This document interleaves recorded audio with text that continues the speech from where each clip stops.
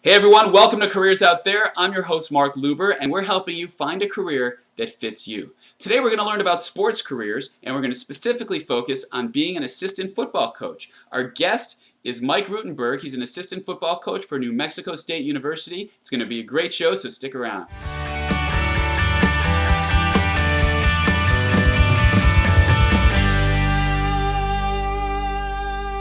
All right, we're back with Mike Rutenberg. Mike, welcome to Careers Out There.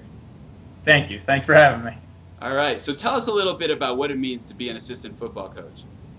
All right. Well, currently I'm the defensive backs coach at New Mexico State. So I'm responsible for the defensive backs, the corners and safeties.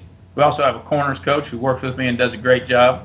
And I'm responsible for them on the field, off the field, in the classroom, in the neighborhood, in the community. And it's my job to get them to produce on the football field and help us win games.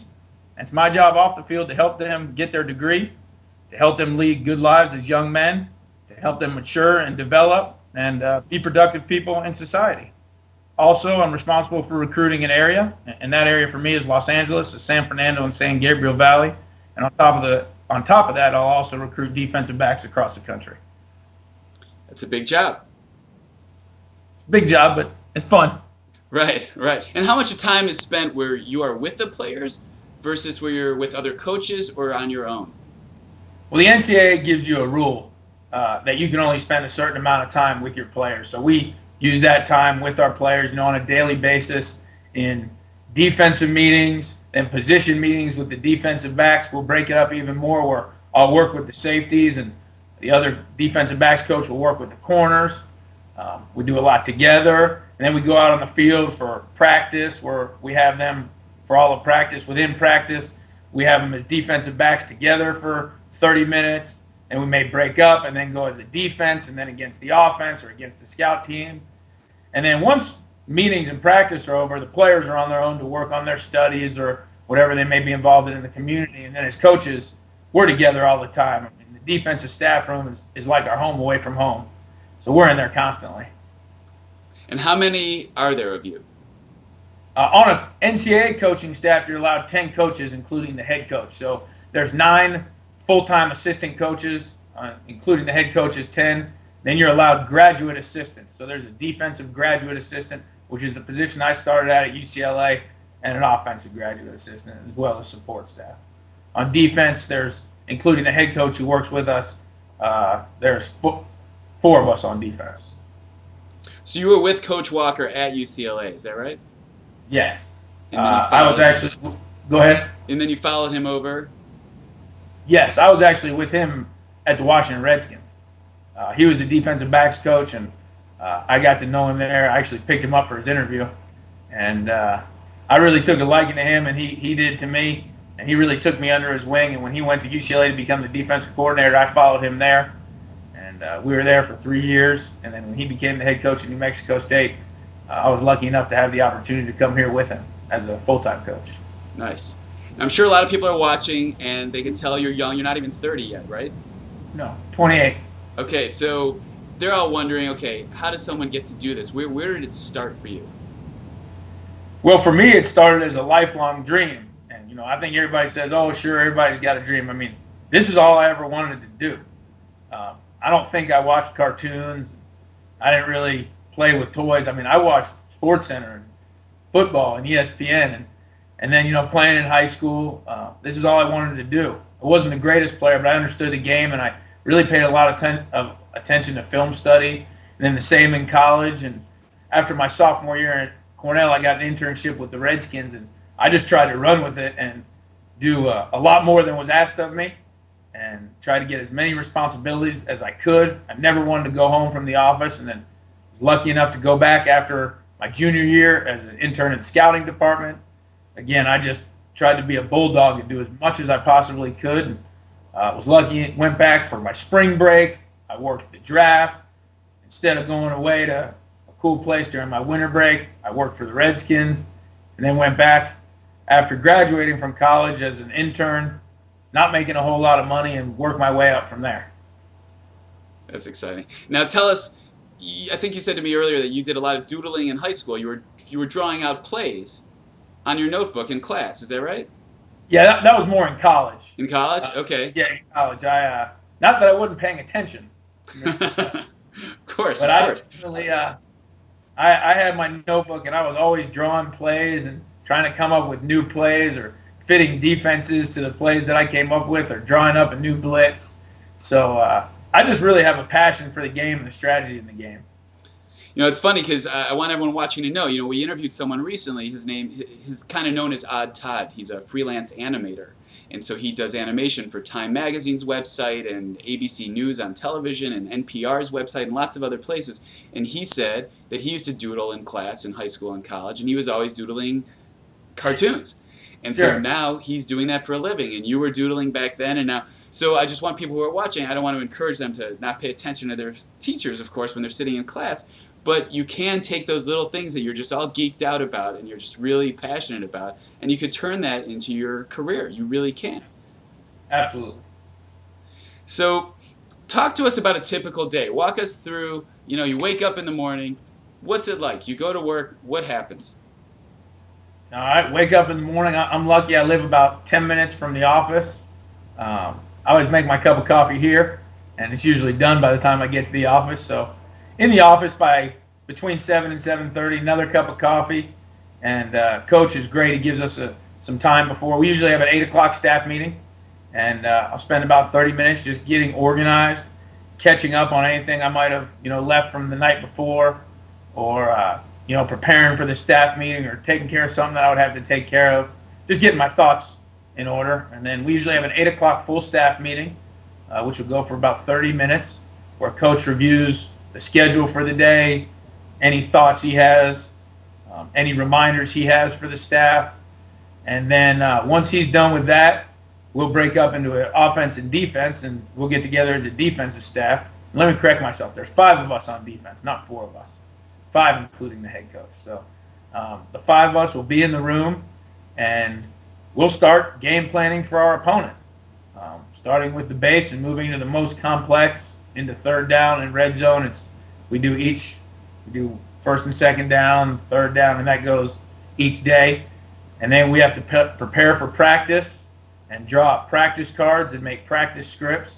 And that'll usually go up until about 1 o'clock, where guys can either break for lunch or get a workout or keep working as coaches. We're grinders. We usually work right through lunch up until our meetings, which begin in the early afternoon, and then you're on meetings with the players and practice with the players. And once practice is over, it's back in the office. We'll grab dinner in the office, or dinner will be brought in to us, and we're back watching the practice film, which takes 2 or 3 hours. And we usually have a quick little break, and then we're starting on whatever the game plan is for that night. Maybe it's third down, and we're starting on opponent third down, and that could go till 10 o'clock, and then sometimes 11, sometimes midnight, and just depending on how we're going. And then I usually try and spend 30 minutes on my own, reviewing what we went over and getting ready for the next day. Wow, that's a full day. It's a long day. Yeah, yeah. And when you're with the players, how much of it is are you taking the mentoring role? Are you taking the shouting out at them role? Are you taking the buddy role? How does that all play out, that relationship thing? Yeah, that's a unique relationship, player-coach. I think you have to have a little bit of everything you said. Number one, we need to develop these kids as young men. And we got a great group here at New Mexico State. I love them. And so there's a mentorship role of teaching young men how to act, and they've obviously been brought up well with their parents, but now they're ours, and just teaching them about the normal importances of life on a day-to-day basis. But we're also football coaches. We need to produce on the field, and that's where the coach aspect comes in. But there's still mentoring involved in that. But as a coach, you need to provide them with the information they need about our own scheme, about what the opponent's doing, and then how to execute it through technique and what tempo to do it at, and to get them really to make plays on the football field. And then on top of that there's the academic side, where you need to encourage them academically. You need to provide a good game plan for them academically, and monitor that game plan. So I think between development and maturity, being a football player and academics, that's the best way to approach the players. Mm-hmm. And other than the fact that you're living your dream, What's the most rewarding aspect of this path? I got to say there's two, Mark. I mean, winning is the most rewarding thing. That's why we're here. I mean, that's why they call us coach. But right there with that is watching these guys grow up and develop in front of your eyes. I mean, you can go from recruiting a kid as a senior in high school, being in his home with his family, being at his high school, and then getting him to New Mexico State or wherever you're coaching, and then watching him grow up as a freshman, sophomore, junior, senior, and then graduating. And I think that's a great aspect. I think it exists in, pro coaching too, in a different way. I had a couple years in the pros to watch some great coaches develop young men and, even grown men at that time. So I think between the NFL and college, there's a unique element of developing people, which is equally as rewarding as winning. Interesting. What about the biggest challenge? What would be the thing where you would weed people out and say, if you can't handle this, then this coaching path is definitely not for you? What would that be? You got to be able to handle stress on really a minute-to-minute basis. We only have in college football 12 and in the NFL 16 opportunities to see the fruits of our labor. And a 6-6 season in college football doesn't get you to the national championship. Usually it's a 12-0 season. It's not going to win you a conference either. So the wins and losses become so important. On top of that, what people don't understand is a Tuesday practice, if you don't feel like you practice well or something happened in practice that wasn't good, you might have lost that day. You can't recover it. You got to work around it. And that creates a lot of stress. And you have to be able to cope with stress. On top of that, you're tired. It's long days us coaches put in. And you got to be able to manage all those different things because on Saturday or in the NFL on Sunday, you want to be able to coach fresh and do a great job in the game. Now, at the game, I always wonder this when I'm watching a coach, no matter what sport it is, because of the stress and because there's so much going on and because you've got to be so focused, what's going through your head? Are you able to enjoy the moment? Are you able to soak it all in and have fun with it the same way the audience is? Or are you so incredibly focused that you can't even think about the whole thing until it's all over with? You definitely can't enjoy it like a fan could. But I think in the front three quarters of your brain, it is all focused on the moment and the future of the game. In the back of your brain, I'm sure subconsciously I am enjoying it because this is what I love to do.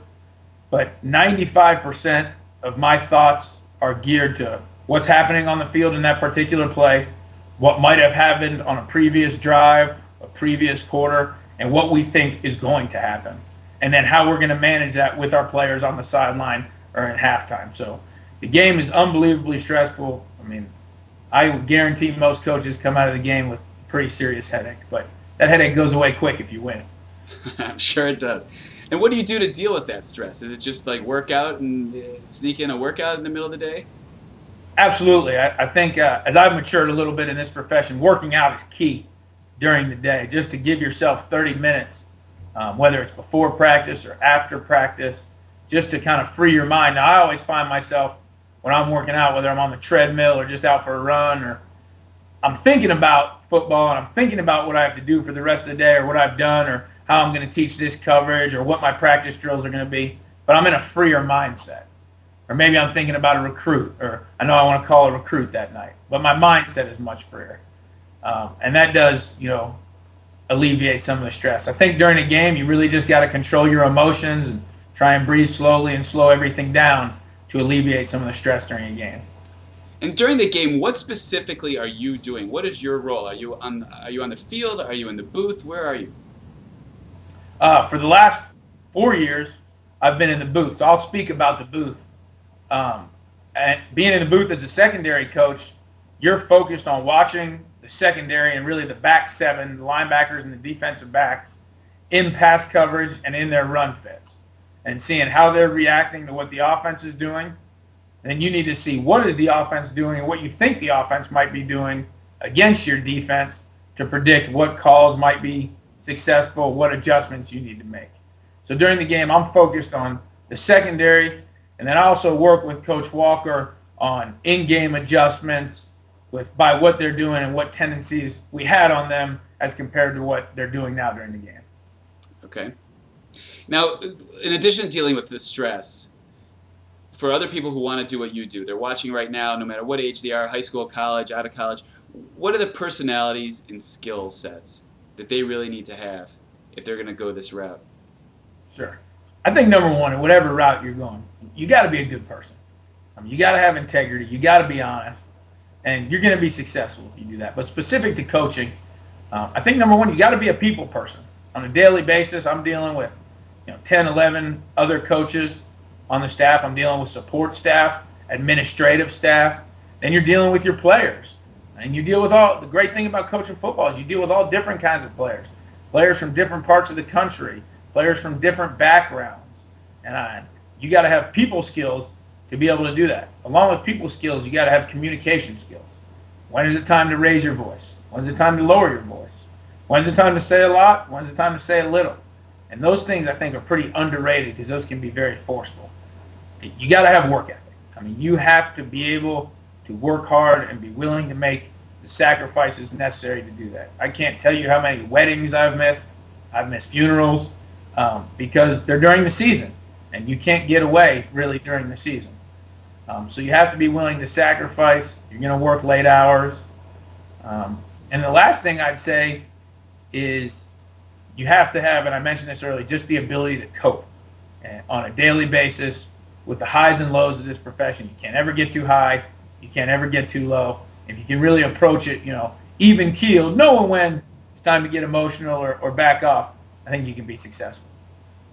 Excellent advice. So what about money? You were in USA Today. You were profiled there. They talked about the rough road of salary on your path there and where you are specifically. Talk about that, and you could be as open or not open as you want. But if you could give people an idea of what they could really envision, because it's not like you're stepping into millions of dollars the day you become a coach. So tell us about that.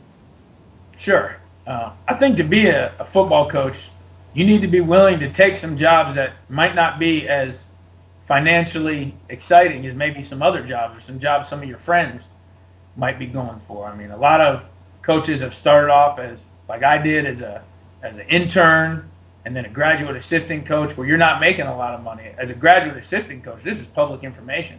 You're going to be making $10,000 to $12,000 a year at pretty much any university in the country, and that's public information.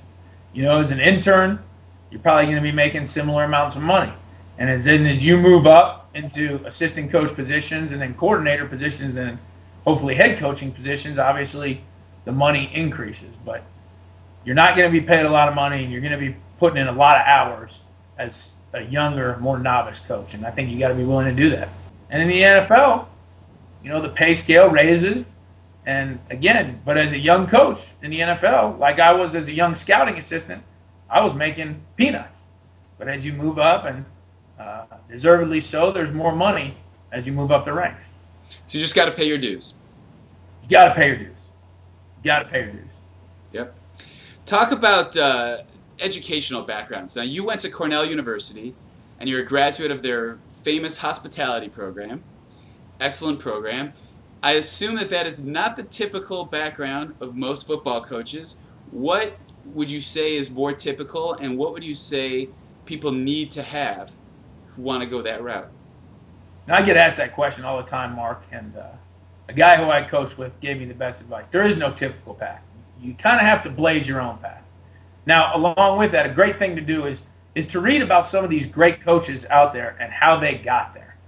There are unbelievable coaches who are assistant coaches, coordinators, and head coaches in college football and the NFL and at every level of college football. And read their bios. Get on the internet. And you young people, I'm young too, you can get on the internet and read about a coach immediately. But the number one thing you do is you got to get a college degree. You have to get an undergraduate degree. I believe in college football you can't even be an assistant coach without an undergraduate degree. So you got to get a degree. I don't think there's one specific degree you need. I don't think there's one degree path you need to go. But what I would encourage is take some leadership classes, some management classes, some communication classes, some presentation classes. I do a ton of public speaking in front of the defensive backs. That's public speaking. Pre-game, giving a fire and brimstone speech is public speaking. I do a ton of presentation. As coaches, we're teachers. So every day I'm presenting on a camera, on PowerPoint, through the use of film and media. So take a presentations class. I write a lot. I build a lot of lists and outlines. Take a writing and documents course. And then I would encourage young people out there to take as many different classes as they can. I'm not going to say that a finance class is directly going to help me teach a defensive back how to backpedal, but I know the problem solving that I went through in that finance class and that big problem that I squeezed down to a little problem in one equation definitely helped my thinking. I took a lot of law classes, study a big case, figure out how to read 100 pages in 10 minutes, come up with a 2-sentence answer off a 30-page response. That all applies to the skills you need to coaching football. That's excellent answer. That's very helpful. I'm sure everyone watching is going to appreciate that. That was some real good advice, because that helps them kind of plot it out and just figure out, this is what I got to do, this is where I got to go, take this kind of a class. So I hope you guys watching are paying attention. That's really good advice there that Mike just gave. Mike, tell us about an action plan. What's an action plan? Let's say someone's ready right now. Give it 2 action plans. One for the person who's kind of finishing school and they want to get in just like you, and then the action plan for someone who's maybe 15, 16 in high school, trying to just, they're doodling and they're dying to go out there and do what you do one day. And you mentioned the classes. If there's anything else anybody should be doing to work their way towards what you do. So the first one, if you're just finishing school, the thing I would encourage you to do is get involved with the football program immediately. Now, I understand how competitive it is to do that, but if you're just graduating from a college, your easiest bet is probably to go to the athletics department or the football coach. If you played football for that coach, you got a grade in, and ask to help out. Ask if they have any graduate assistant coaching jobs open. Do they have any internships open? Can you help in the office? Can you answer phones? Get a job in the program. Fold envelopes. Lick envelopes. It doesn't matter. Get involved, okay? Then, once you're in there, show that you can do a lot more than that. Because the more you show you can do, the more people are going to give you. All right? And at some point after doing that, you're going to have to really try in college football to get a graduate assistant job at any level, guys. It doesn't matter what level. Hopefully that will lead to an assistant coaching job. Maybe you'd be lucky enough to then get an assistant coaching job in the NFL. Another thing that I would encourage is to be involved with sports. So maybe you can't get that first coaching job in college. Go to your local high school where you played high school ball, the local high school where you went to college. Get involved. High schools are always looking. If that doesn't work, look up camps. Use Google. There are 1 million football camps out there. Every college in America has them. There are private camps. There are pro players put on camps. Send out as many letters as you can to get involved in those camps. Then, like you said, the younger person, if you're in high school, I would encourage you to play high school football. If you want to be a football coach, you should have some football background. You don't have to, but I think it would help. If you're lucky enough to play in college, try that. It doesn't matter what level. But playing college football is a great experience, and you'll learn a lot.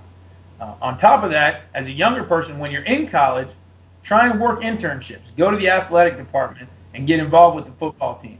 If you're playing for that football team, ask the coach if you can stay around in the summer and help him with breaking down film or helping him with recruiting. If you have to be there anyway because you're a student there, maybe there's a local high school that you can go help out in. You probably can't do it every day if you're playing football, but maybe go in the off season to the local high school and teach them a couple plays and then work with that local high school. And then any type of internship you can get in college in sports. It doesn't have to be just being a football coach. Like I said, maybe work a camp. Maybe work for a news channel who covers a team. Maybe work in the communications department of your athletic department. So there's 1 million different paths, but you got to be involved because nobody's going to hire anybody without experience. Very, very good. That's great advice, definitely. Close us out with some keys to success for everybody.